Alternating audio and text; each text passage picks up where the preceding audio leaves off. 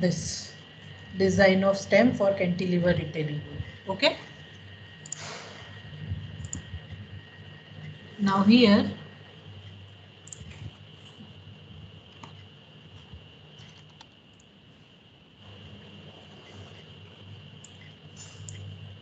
for design of stem, what you required to very first draw the active pressure diagram for the stem height, right? Active pressure diagram for the stem height. So here I am drawing the active pressure diagram for the stem. देखो यहाँ पे stem की height इतनी है, कितनी है ये, what is height of stem, चलो फाइंड करके दो मुझे, 5.2 0.4। अभी आपको आंसर देना है 4.75। तो this is 4.75 my stem height, right. उसी हाइट का मुझे यहाँ पे एक्टिव प्रेशर डायग्राम ड्रॉ करना है, right. Now this diagram is maximum at bottom, and as soon as you are going towards the top it will reduce and it will become 0, क्योंकि यहाँ पे स्टेप पे कौन सा प्रेशर आ रहा है, यहाँ पे क्या है, soil mass.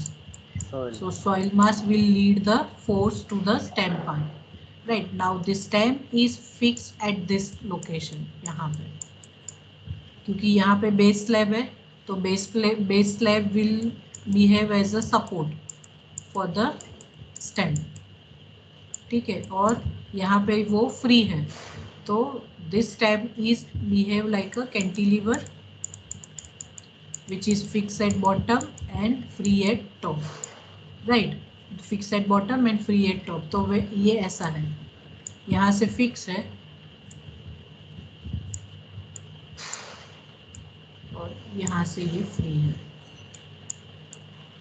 like this, right? So for this condition if you apply the force, यहाँ पे ऐसे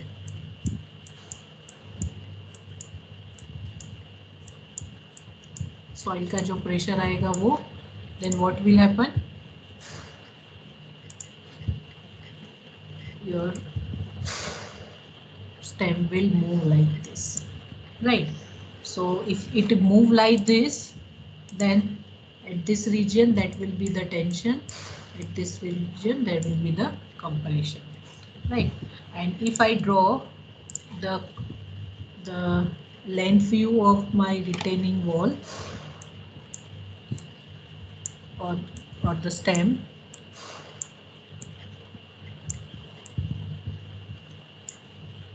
ये ऐसा है,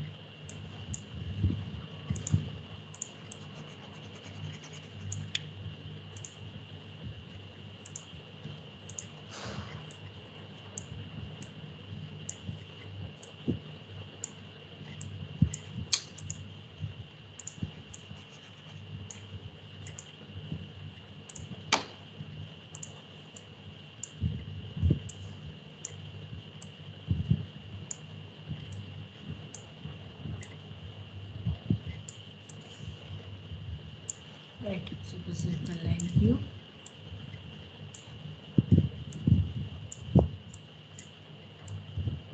So this is my stem part, ये है मेरा stem, ठीक है।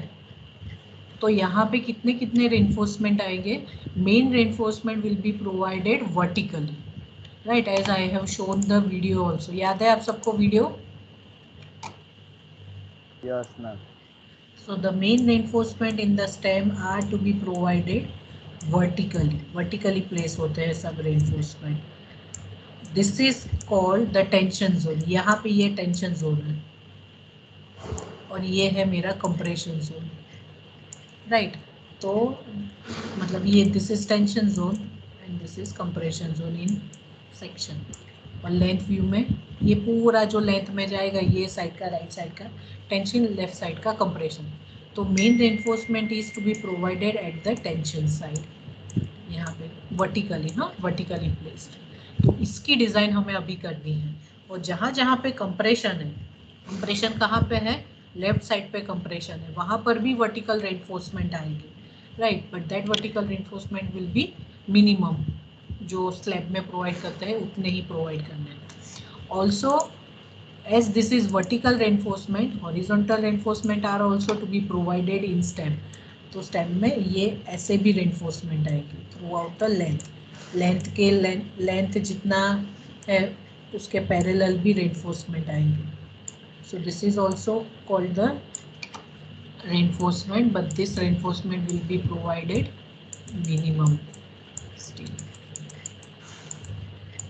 right? Or this minimum steel is to be provided in compression zone also। Is it clear everyone? Yes, ma'am. ठीक है, ये समझना जरूरी है। उसके बाद तो एकदम छोटा सा कैलकुलेशन है स्टेम डिजाइन का, ये समझना जरूरी है। Tension reinforcement, main reinforcement are place vertically at right side where the backfill is there, on the opposite side compression reinforcement, and in length view also the reinforcement are provided, and all this compression reinforcement will be the minimum steel, right? अभी ये tension reinforcement की design करने के लिए what we require, here is the fix support.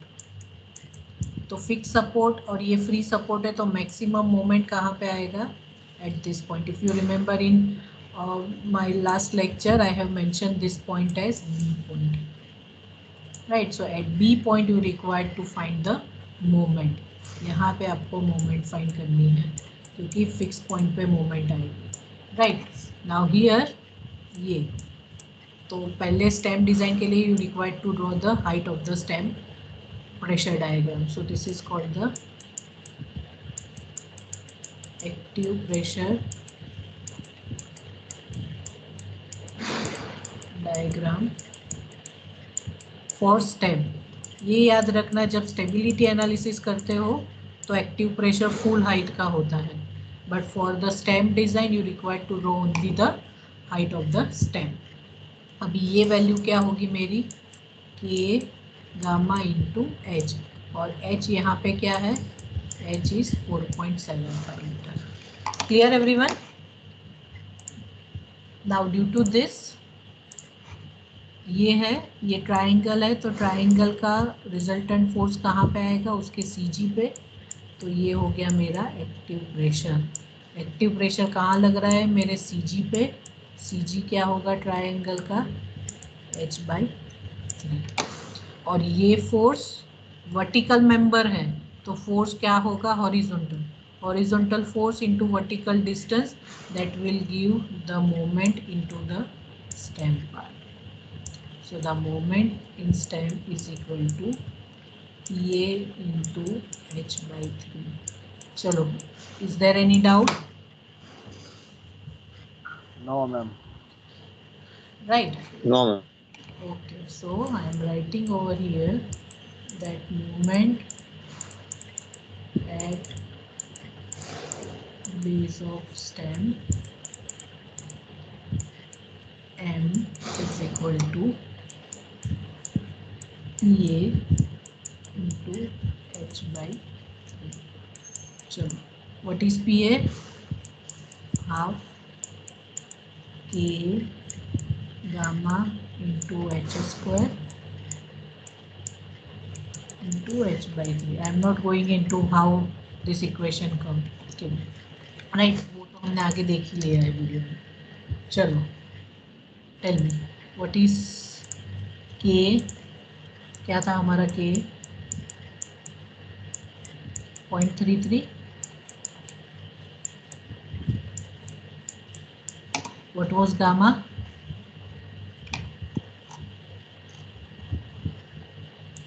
Gamma क्या था? 18। ये देखो 1 minus sine five upon 1 plus sine five करो, क्या आता है? 0.33 आता है ना, एक बार चेक कर लो।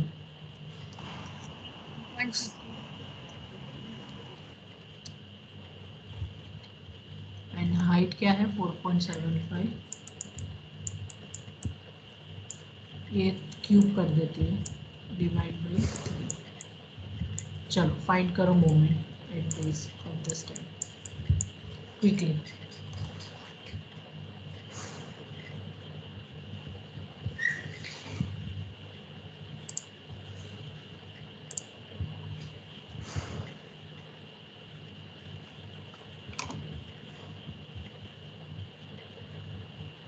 चलो 106.1 106.1 kilometer into meter. Then we require to do the factor movement.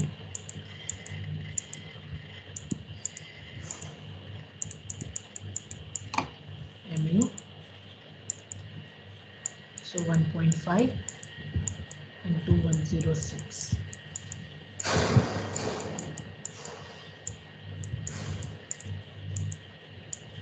चलो, what is MU? 159.15 1/5 9.15 kilometer into meter. So this is the movement on my stem, the base. Right. Now, as this stem is designed as a slab member, so once you have movement, what you can do? You can find the reinforcement. Reinforcement find करने के लिए we required to do this mu upon BD square. Now what is mu? Mu is 159.15 into 10 raised to 6. चलो, can anyone tell me what is B for slab?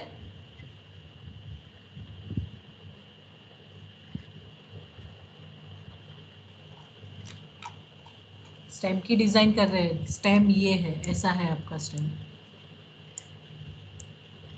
This is your stem, ये है width, मतलब width नहीं depth बोलते हैं इसको stem का, 0.2 metre top में और 0.45 बॉटम में,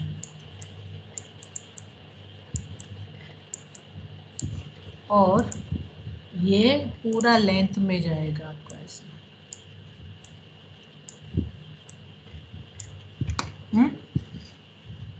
बोलो क्या होगा विड्थ ऑफ स्टेम, बी की value?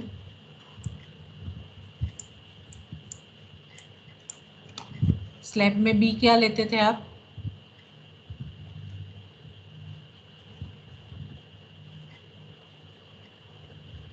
0.5 to 0.6 times x.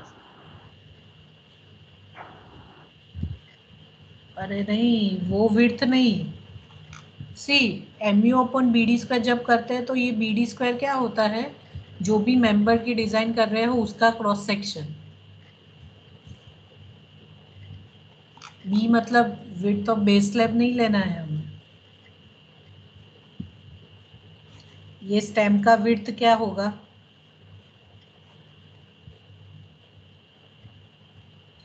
.45 plus 0.2/2. No, that will be D। आपने अभी जो बोला वो है D, average of top and bottom.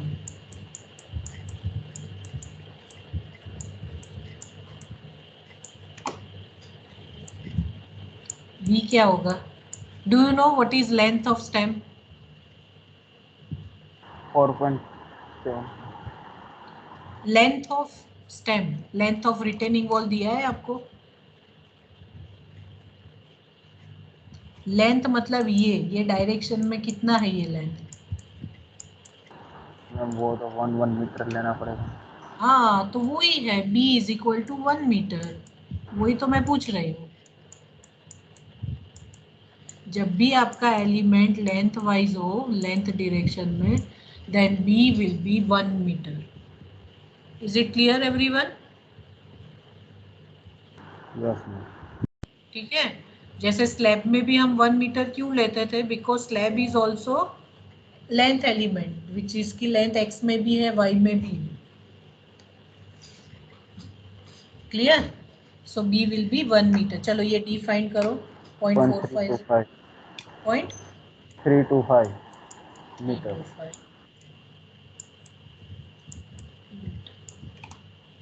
Right, तो mm में ही चाहिए। चलो B इज, यहाँ पे लिखो B इज 1000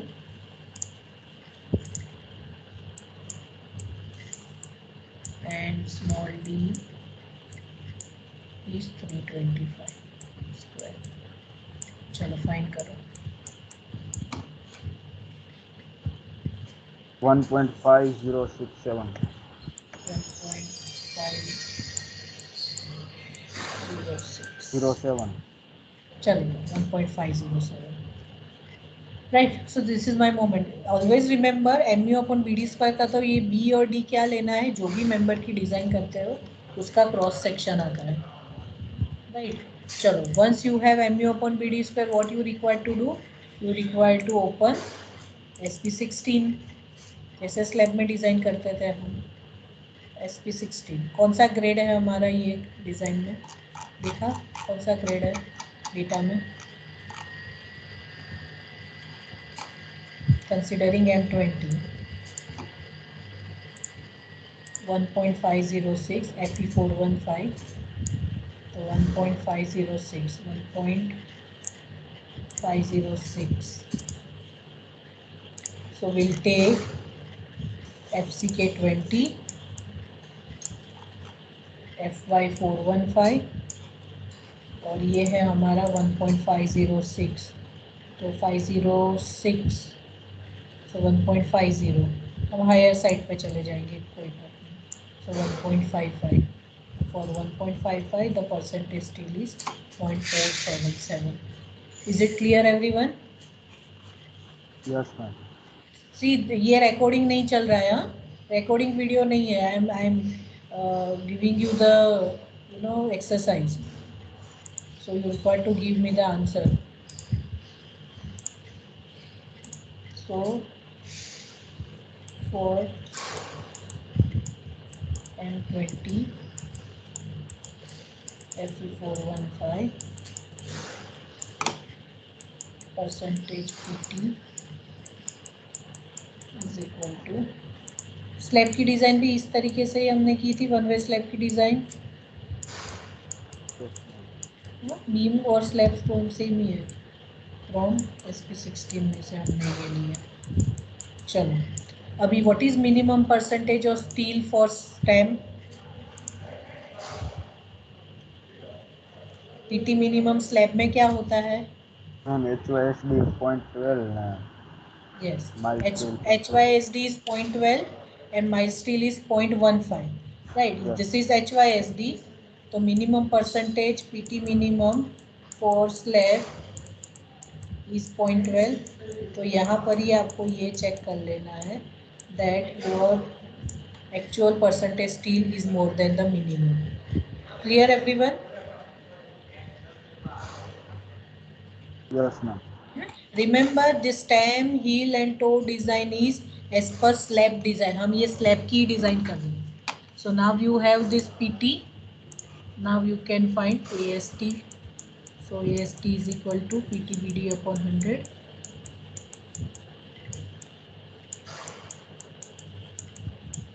So 0.477. चलो बाकी लोग कैलकुलेशन करके रखो.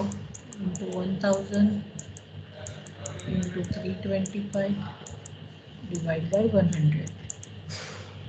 AST 1550.25. 1550.25 Yes, ma'am. mm square. So this is area of steel required. Right. अभी स्लैब में हम नंबर ऑफ बार्स फाइंड करते थे कि spacing.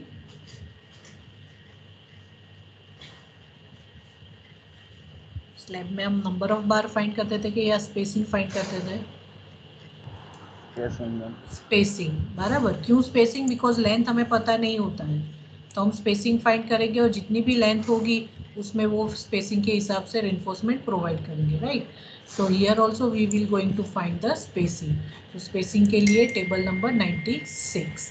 Right. So from table 96 SP16. चलो कितने डायमीटर ऑफ बार लेना है. एस स्लैब है तो 12 mm डायमीटर मिनिमम हमें रखना है रिटेनिंग वॉल के लिए. सो और यहाँ पे देखो एरिया बहुत ज़्यादा है. सो ये 15.50 mm स्क्वायर मतलब 15.50 सेंटीमीटर स्क्वायर. 15.50 सेंटीमीटर स्क्वायर के लिए यहाँ पे देखो स्पेसिंग आ रहा है 70 mm, 70 mm, राइट। तो एरिया ज़्यादा है, so you can go with the higher diameter of bar. So I will take 20 mm diameter और हमें चाहिए 15.50। सो 15.50 के लिए we will consider 15.71 and for this 15.71 area spacing is 200 mm. Is it clear everyone? Yes, ma'am. Right, so here provide 20 mm diameter vertical reinforcement, क्योंकि vertically place करना है,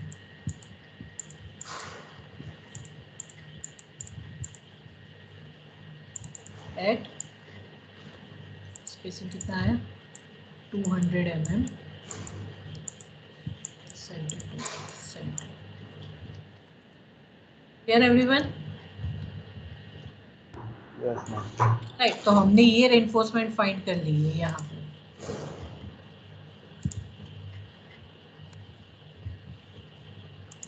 So this vertical reinforcement is 20 mm dia at 200 mm centre to centre. तो ये हमने find कर लिया ये vertical reinforcement। So 200 mm centre to centre distance पे ये है 200 mm, right. So throughout this will be the 200 mm, ये प्रोवाइड करेंगे, राइट। सो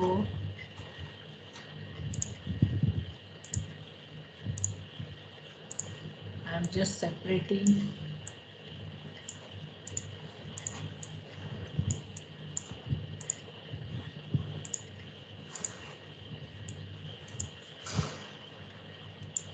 मैं सेक्शन व्यू में आपको रेनफोर्समेंट दिखाती हूँ, only for the stem part in this figure.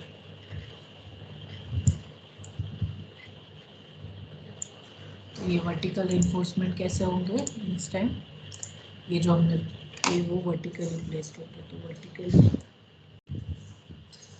Cover को छोड़ के, साइड कवर को छोड़ के it will play up to, ये स्टेम यहाँ तक का ही है, लेकिन as I mention earlier that all this as a structure it will behave. So all the reinforcement for each and every separate component part will extend into the other part. तो यहाँ से ये reinforcement आएंगे और यहाँ तक, ये ऊपर को भी थोड़ा ऐसा, right. So this is your 20 mm dia at 200 center to center. Is it clear everyone? Yes, ma'am.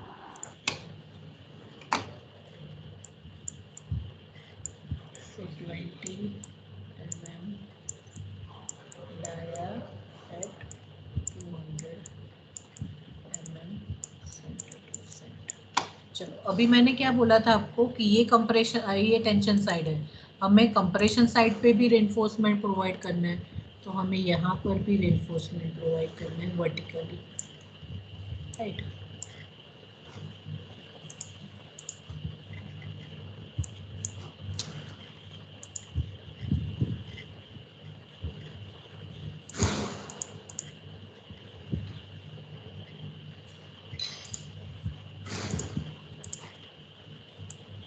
Right, तो वो कैसे होगा,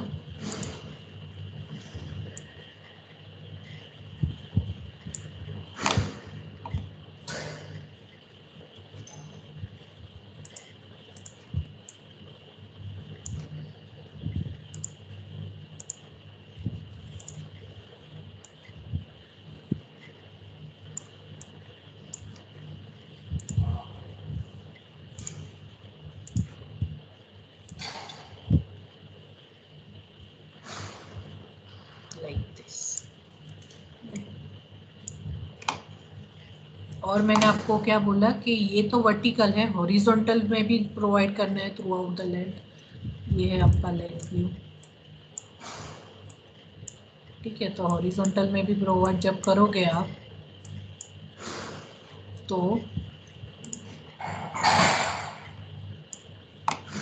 वो आपको सेक्शन में दिखेगा डॉटेड फॉर्म में। तो यहाँ पे मैं डॉट फॉर्म में कर रही हूँ, वो भी कोई स्पेसिंग पे होगा। तो टेंशन साइड पे भी वो रेनफोर्समेंट आएगा, कंप्रेशन साइड पे भी वो रेनफोर्समेंट आएगा। राइट, अभी ये रेनफोर्समेंट कैसे फाइंड करते हैं? So as I mention earlier that you require to provide the minimum percentage steel, right? So provide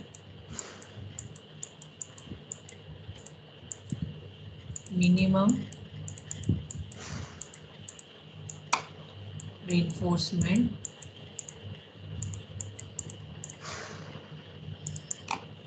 at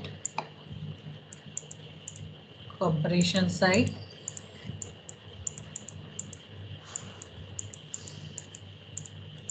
and longitudinal direction, right? तो मिनिमम परसेंटेज स्टील क्या है? PT minimum for M2415.12%, right? So AST minimum क्या होगा हमारा? PTBD upon 100, so 0.12 into 1000 into 325 upon 100. चलो quickly find out AST minimum. 390 mm square. Right, अभी हमें क्या करना है? स्टील टेबल में जाना है। अभी now the diameter of compression reinforcement और other direction reinforcement you can keep 12 mm, वो डायमीटर कम ले सकते हो, right? So keeping the 12 mm diameter, area required is 3.90. So for 3.90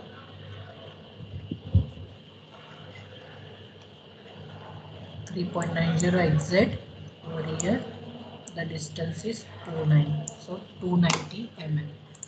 So from SP16 provide 12 mm diameter at 290 mm center to center, right? So this reinforcement, then this reinforcement and this reinforcement, all these are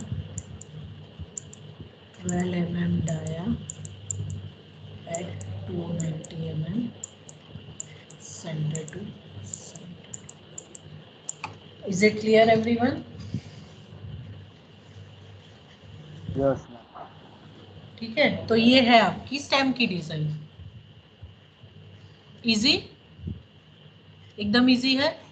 once you have dimension of stem, अगर आपके पास ये stem का dimension है, then it will be easy to design the stem. ठीक है, now only the remaining part in stem is that how much length will be extended from the stem to this, ये कितना extend करना है? तो ये हमें LD लेंथ जितना एक्सटेंड करना है। I will explain you how to find this length in next lecture. ठीक है, any doubt, any confusion? Ma'am આમાં બેઝમાં રેન્ફોર્સમેન્ટનું બેઝના રેન્ફોર્સમેન્ટ મીન્સ કયા? અહીંયા આ કે છે? યસ મેમ યસ હા, પણ એ તો હજુ આપણે બેઝ સ્લેબની ડિઝાઇન કરીશું ત્યારે, હીલ અને ટોની. હમણાં આપણે ખાલી સ્ટેમની ડિઝાઇન કરી છે. ઓકે મેમ એટલે અહીંયા પણ રેન્ફોર્સમેન્ટ આવશે, અહીંયા પણ આવશે, બટ આ રાઈટ સાઈડના રેન્ફોર્સમેન્ટ માટે you require to do the heel design. For left side reinforcement, you require to do the toe design. Then after you will be having your total retaining wall reinforcement. Yes है ना? चलो, okay. So I'm ending this session. In next lecture, we will continue with the design of heel slab and toe slab. Okay ma'am, thank you ma'am. चलो bye bye.